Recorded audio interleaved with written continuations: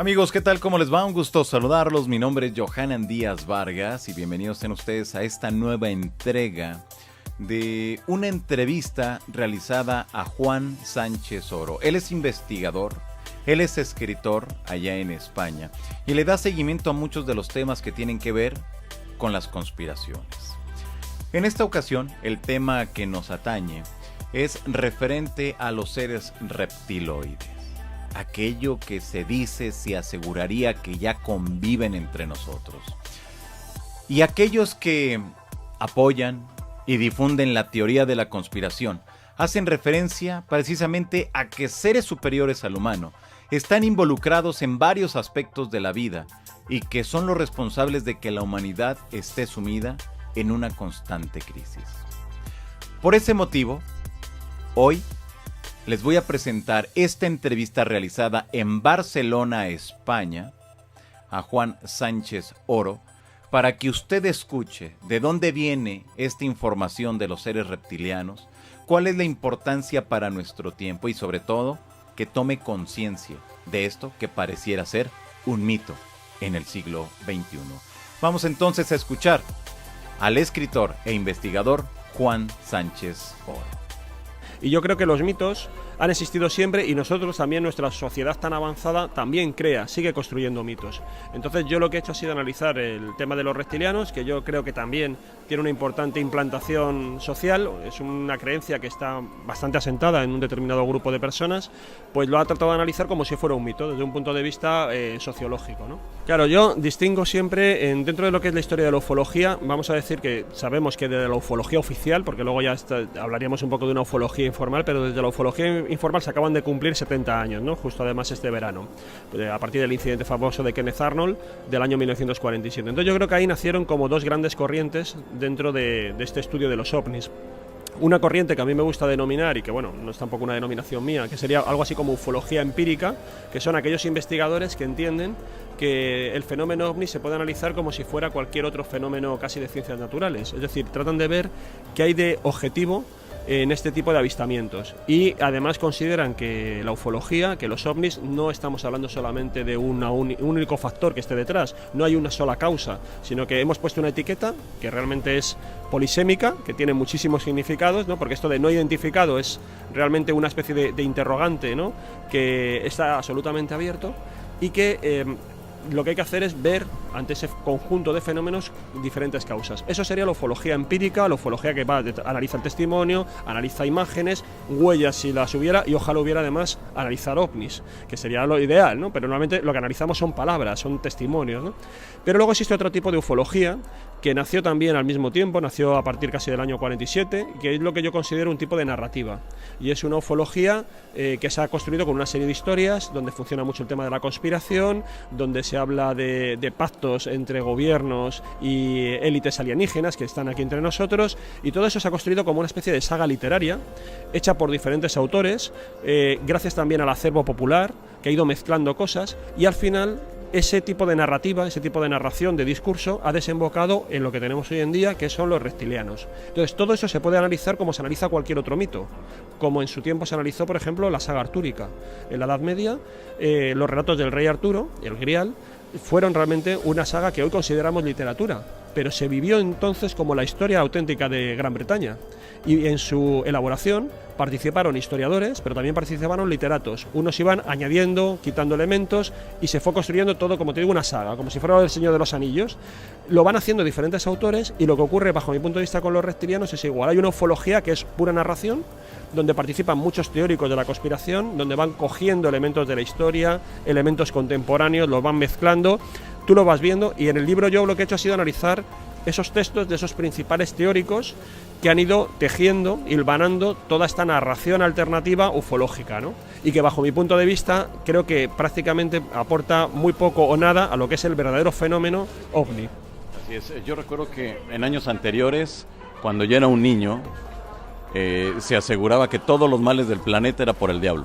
Después llegamos a la década de los 90 y al menos en la República Mexicana el chupacabras. Después siguió avanzando los años y llegamos al proyecto Blue Beam. Y luego seguimos avanzando y llegamos al proyecto HARP. Todo esto que acabo de mencionar era como los causantes de todos los males desde el punto de vista económico, social, cultural, etcétera, etcétera, en todo el planeta. Pero nos encontramos ahora prácticamente ya 2018, nos encontramos con los reptiloides o los reptilianos, que ahora nuevamente es una excusa para echarle la culpa de todos los males del planeta. Claro, el problema es distinguir dónde empieza el mito y dónde empieza la realidad. Ese es el problema, yo también me lo planteaba. Para mí yo creo que hay un elemento importante, es que si estamos hablando de esta especie, y si esta especie, e incluso algunos hablan que estaría aquí desde el principio de la humanidad, porque nos habrían fabricado a nosotros a través de la modificación del ADN, seríamos sus criaturas, sus creaciones, y nosotros viviríamos en una especie de zoo cósmico, de rebaño a su servicio, del que esta especie alienígena se nutre a través de nuestras emociones, pues lo lógico es que tuviéramos indicaciones de su presencia en el planeta desde siempre. Algunos lo dicen que existen esas indicaciones, esos indicios de su presencia a través de los mitos clásicos, de la referencia a determinados seres con forma de reptiles, con forma de serpientes, la mención de dragones en diferentes culturas y civilizaciones, y eso para ellos es prueba suficiente. Pero, por ejemplo, yo en el libro lo que hago es que analizo el registro ufológico moderno y sobre todo el registro de contacto, de encuentros del tercer tipo y de abducciones. Y cuando tú ves las estadísticas más fiables, que se hicieron en torno a los años 80, te dabas cuenta que y se hizo sobre una muestra de datos bastante importante, te dabas cuenta que la presencia de esos testimonios de personas que decían que habían entrado en contacto con alienígenas y describían a esos alienígenas, te encontrabas que cuando hablaban de reptilianos era prácticamente anecdótico o no los mencionaban. Los que más sabían eran los grises, que son también los sospechosos habituales, los tipo nórdico de Star Serán, los nórdicos son los fundamentales, y luego te encontrabas también, por ejemplo, los insectoides, seres que tenían, y luego también una fauna, ¿no?, muy diversa de alienígenas de todas las formas. En cambio, cuando se mencionaban aquellos que describían con forma de reptil, era absolutamente anecdótico, era un porcentaje muy, muy residual. ¿Qué es lo que ha pasado de en torno a los años 80, donde los contactados, la gente que había tenido ese tipo de experiencias del tercer tipo, los abducidos, a la hora de describir esos seres con los que interactuaban, en ningún momento describían a esos humanoides como reptiloides, y sin embargo ahora ha cambiado todo. Ahora tú hablas con los ufólogos que están más en el campo, ¿no?, recopilando información, y te dicen que es abrumadora la cantidad de testimonios que nos dicen que hay reptiles. Y además ha cambiado también un poco la forma de la presencia. Antiguamente prácticamente todos los contactos demandaban que ese humanoide tuviera detrás o tuviera cerca la presencia de una nave. Iban un poco las dos cosas asociadas. Ahora, por ejemplo, lo que predominan son contactos con reptilianos o reptiloides, sobre todo como visitantes de dormitorio. No necesitas nave espacial, simplemente desde tu propio hogar, de la parte casi más íntima de tu casa, de tu vivienda, ellos aparecen y se ponen en contacto con el testigo. Entonces, eso me da a mí entender ese cambio de tendencia, si realmente entendemos que los reptilianos han estado aquí desde siempre y sin embargo antes no aparecían en los testimonios, ¿por qué aparecen ahora? Y es lo que me da a mí entender que ahí hay un factor cultural, que ha habido algún momento, habido un cambio en la dinámica que explica esa eclosión de los reptilianos hasta el punto de eclipsar a otras especies alienígenas que antes eran las que abrumadoramente también los testigos veían, como los grises que te comentaba, los nórdicos. Ahora mismo han quedado prácticamente desplazados por los reptilianos. Y eso a mí me parece que responde a un factor cultural, y eso es un poco lo que trato de desentrañar, ese cambio de tendencia, ese cambio de inflexión en lo que son las exposiciones de los testigos, lo que trato también de analizar en el libro. Con esto, de este factor cultural, ¿nos está diciendo que es lo que está de moda en estos momentos? Sí, ahora mismo, te digo, es muy sorprendente porque los propios ufólogos que llevan muchísimo tiempo trabajando y que han conocido, digamos, la etapa anterior de la ufología, de pronto empiezan a recibir un montón de testimonios de reptilianos y dicen, bueno, ¿y esto de dónde ha salido? Porque no era lo normal. En las clasificaciones, esto también lo tienes, mira, dentro de la historia de la ufología, en los últimos 70 años se han hecho muchas clasificaciones de humanoides. Ya en los años 40, ¿no?, empiezan a haber clasificaciones, y ahí lo que era la fisionomía de los alienígenas era muy variada. Tenías, por ejemplo, yo recuerdo, por ejemplo, una gran oleada que hubo en Francia en los años 50, donde los manejaban seres que recordaban mucho a Chewbacca. Eran seres peludos tipo Yeti, eran los tripulantes de las naves. Luego, poco a poco, se fue cambiando, y en torno a los años 50, sobre todo 60, empezó a predominar mucho, se dividió la clasificación de las tipologías de alienígenas fundamentalmente entre los grises y los rubios famosos, ¿no?, los nórdicos, ¿no? Y eso ha estado durante un tiempo en vigor. Y ahora, en estos últimos años, ahora predominan los reptilianos. O sea, sigue habiendo grises, sigue habiendo los nórdicos, pero la gran hegemonía que casi están teniendo ahora mismo, ¿no? Y están haciendo sombra y eclipsando a los demás, pues el máximo protagonismo, por así decirlo, lo tienen los reptilianos. Claro, esto nos tiene que dar mucho que pensar, porque si estamos hablando de que son especies que llevan aquí desde siempre, incluso algunos hablan pues de miles y cientos de miles de años, que estén fluctuando de esta manera y que de pronto unos aparezcan, salgan de las listas de clasificación y otros de pronto entren con gran ímpetu, seguramente tiene, por eso digo, muy poco que ver con el fenómeno ovni y más bien con determinadas modas, con determinadas tendencias culturales, por determinados gustos que nosotros proyectamos sobre el fenómeno ovni y que de alguna manera lo vestimos con unos determinados ropajes y nos impide acceder al fondo de verdad a lo mejor interesante que pueda tener el fenómeno ovni.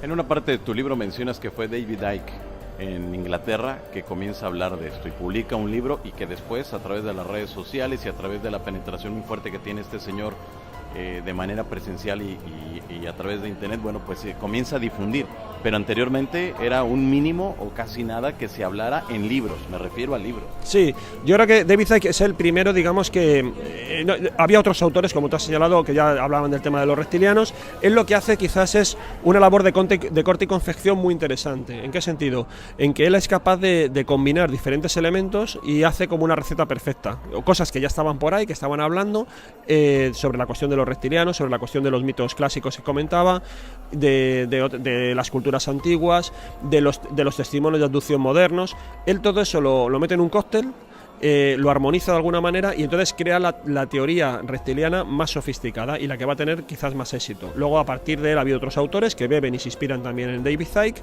pero luego siguen ramificaciones porque esto no hay tampoco un consenso. Aquí hay muchos autores y que también ofrecen diferentes perspectivas, ¿no?, sobre el fenómeno, ¿no? Lo que defiende David Icke y la forma que él le dio, que además David Icke es un personaje también muy peculiar, porque él era un portero de fútbol profesional, además de élite, en primeras ligas. Él tiene una lesión y se convierte en periodista deportivo, también creo que si no me recuerdo mal, para incluso la BBC, o sea, también primeras cadenas de comunicación. Y luego lo que pasa es que tiene una experiencia mística, una experiencia espiritual trascendente en Perú, donde él participa en un ritual de ayahuasca y él empieza a entender que quizás la realidad que nosotros estamos contemplando no es la realidad verdadera de las cosas, sino que es como una suerte de telón, de velo, que nos oculta la tramoya que realmente son los hilos que mueven nuestro mundo, y él considera que a través de esa experiencia mística ha llegado realmente a alcanzar ese trasfondo de la realidad. Y eso le cambia totalmente. Él cree entonces que estamos dominados por una élite extraterrestre que lleva con nosotros muchísimo tiempo, que nos domina, que nos utiliza como un laboratorio. Él también, cuando aparece la película Matrix, ve en la película Matrix un concepto que explica cuál es esa realidad en la que vivimos, y él cree que realmente es toda una gran ficción cuyos creadores son estos reptilianos. ¿De qué viven los reptiles? Pues viven de nosotros y se alimentan de dos ingredientes fundamentales, ¿no?, que es lo que forma parte, digamos, su dieta. Por un lado, la sangre, y por eso él habla de que en muchas culturas antiguas se utilizaban los sacrificios a los dioses con animales y también con seres humanos, porque ellos necesitan ese fluido vital para poder subsistir. Y luego también se alimentan de una cosa más sutil, que son las energías. ¿Pero qué energías toman de nosotros? Las emociones, sobre todo si son emociones negativas. Cuanto peor nos vaya a nosotros, más alimento reciben ellos. Y eso es lo que le lleva a decir que, por ejemplo, las crisis que hay en el mundo no son unas crisis hechas por los seres humanos, sino que son unas crisis hechas por los reptilianos para deprimirnos, para desmoralizarnos, para hundirnos, porque en la medida en que nosotros estemos muy bajos de moral, ellos tienen más alimento. Claro, entonces todo lo que ocurre en el planeta, como tú muy bien señalabas, cualquier desgracia, cualquier crisis, nos libera de la culpa. No somos nosotros, sino que son aquellos que nos están sojuzgando, que nos están oprimiendo, los creadores de todo ese problema. Y como además hemos pasado unos años muy duros de crisis planetaria, pues ha venido muy bien para tratar de justificar y de descargar las culpas. Nos liberamos hasta cierto punto de ese problema de conciencia, de lo que hemos hecho nosotros, no nosotros, sino determinados grupos, pero en vez de señalarles a ellos, señalamos un poquito más lejos. Y de esa forma, pues hasta cierto punto es un cierto consuelo, ¿no? Un cierto consuelo de que ellos están ahí, ¿no? Y él lo que ofrece es una suerte de liberación. Dice que si nosotros cambiamos de conciencia, pues y controlamos nuestras emociones, pues les estamos quitando los nutrientes a esta élite. Es una manera que tenemos de combatir una especie de extraña guerra cósmica, donde estaríamos por un lado los seres humanos como especie y por otro lado esta élite oculta, que serían los reptilianos. Es un poco el modelo que hay. Luego hay otros que van más lejos, porque esto luego se mezcla con esta corriente también nueva, que es la exopolítica, que ya habla de miles de especies alienígenas que están en el cosmos y que nosotros formaríamos parte simplemente seríamos un planeta muy pequeñito, y que hay diferentes especies que están luchando entre sí por ver quién domina la Tierra, quién nos domina a nosotros, y que hay unas luchas intergalácticas pues entre los grises, entre los nórdicos, entre los reptilianos, y ahí ya nos metemos también en un imaginario casi apocalíptico, ¿no? que dependiendo del autor pues te meten más especies, menos especies, ¿no? Yo tengo una fauna que está ya descontrolada. ¿Existen o no existen? Porque pues yo ya no sé. Yo en América escucho y mucha gente asegura, afirma y dice que los reptilianos son los que tienen la culpa de todo, y yo necesito echarle la culpa a alguien. Yo, bajo mi punto de vista, es un poco lo que tú señalabas. Para mí, yo creo que aterrizaron en un momento dado en nuestra imaginación, ahí se han quedado, y no me gusta tampoco despreciar las creencias de la gente. En Estados Unidos hace unos años se hizo una encuesta, estoy hablando del año 2014, una encuesta preguntando a la población sobre diferentes teorías que nosotros denominamos habitualmente de la conspiración, ¿no? Si, por ejemplo, en Roswell había caído un ovni, si Obama formaba parte de algún grupo islámico ultra, si, por ejemplo, quién mató a Kennedy, ese tipo de cuestiones. Y también se les preguntó si creían que dentro del planeta, nuestro planeta Tierra, pues estaba gobernado por una élite oculta alienígena y además reptiliana. Y a eso respondió un 0,4% de los encuestados afirmativamente. Si tú extrapolas, aunque es una encuesta pues que no recuerdo qué muestra de datos tendría, pero a lo mejor 1000, 2000 encuestas, si tú eso lo extrapolas a toda la población, pues te llevas la sorpresa de que casi serían unos 12 millones de personas que creerían en reptilianos. Es muchísimo, y por lo tanto, bajo mi punto de vista, cualquier tipo de creencia que tenga tal masa de seguidores, que luego hay grados de compromiso, porque pasa igual que con las religiones, es decir, uno puede decir que es católico o que es un protestante, pero luego el grado de compromiso hacia la fe es muy relativo. Hay muchas personas que son de misa diaria y otras personas que son católicos porque se han bautizado, pero nada más, ¿no? Entonces aquí no sabemos realmente el grado de compromiso de que alguien diga que cree en los reptilianos, cuánto le afecta en su día a día. Pero el hecho de que le conceda una oportunidad a los reptilianos como una opción real, para mí ya me interesa sociológicamente.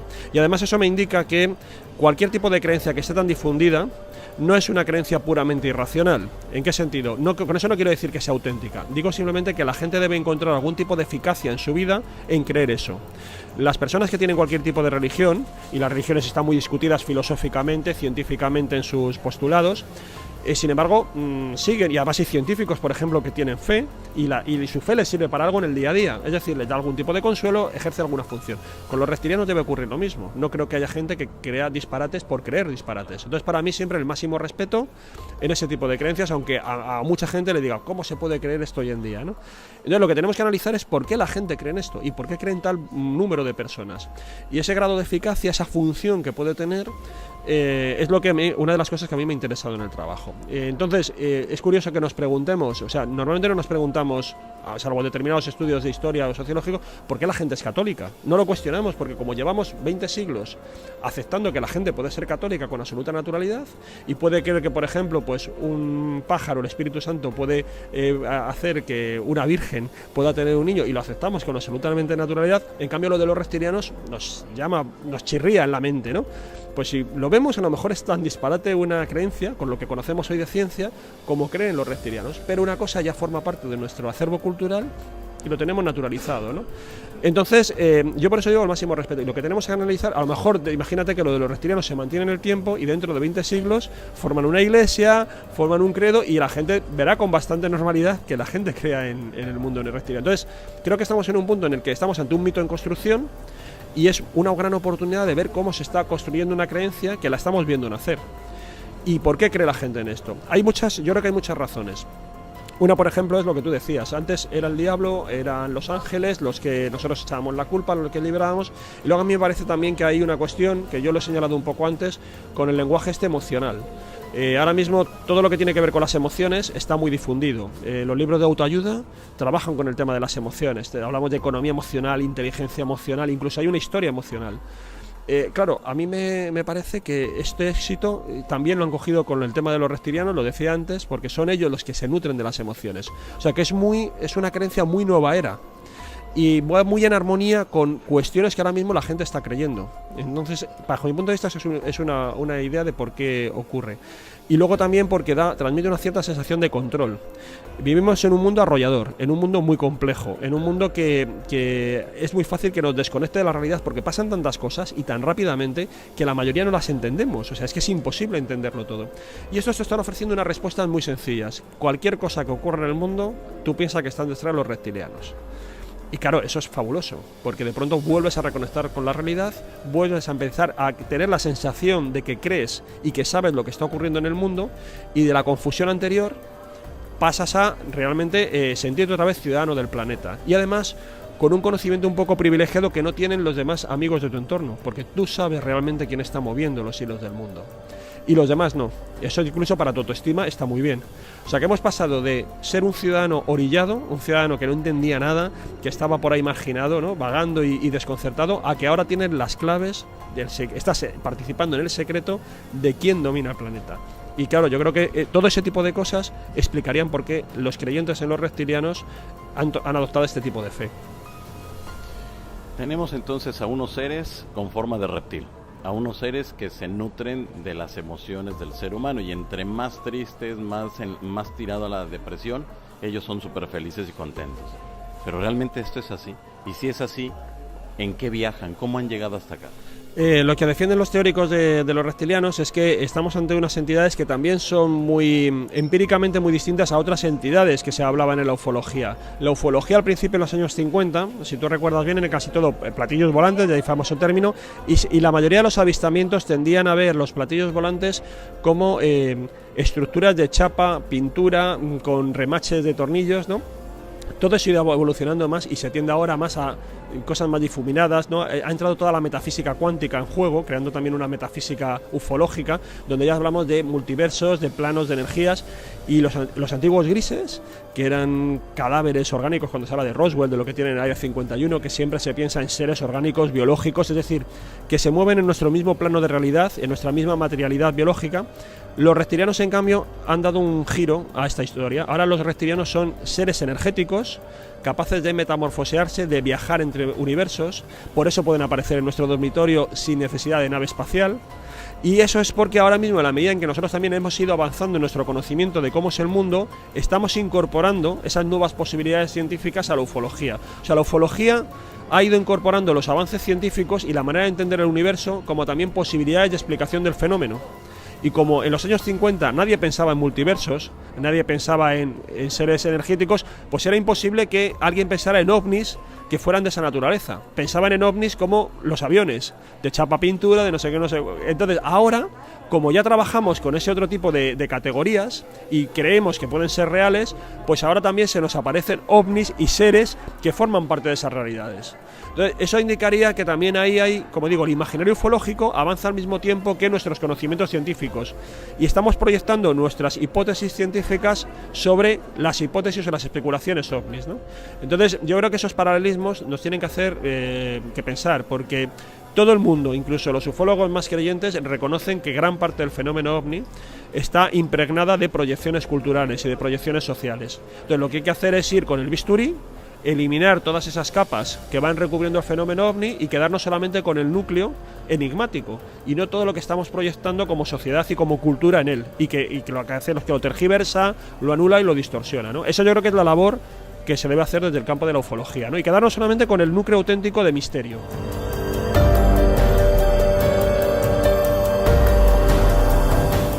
Como se han podido dar cuenta, esas criaturas escamosas, según se refiere, nos utilizarían para alimentarse de nuestra sangre y de nuestra energía emocional, todo lo cual acontecería ejecutado con el pleno conocimiento y complicidad de las autoridades mundiales, los organismos internacionales y las grandes corporaciones. Tenemos entonces un pretexto bueno para echarle la culpa a alguien por todo lo malo que sucede en nuestro planeta, ya que, como siempre se dice, alguien la debe de temer, o alguien debe de temerle a los reptilianos. Y como decía Juan Sánchez Oro, vinieron del espacio y aterrizaron en nuestra imaginación. Es de cierta manera la conclusión a la que Sánchez Oro llega en esta entrevista que le hicimos allá en Barcelona, en España, sobre algunos de los hechos más importantes de estos seres denominados los reptiloides.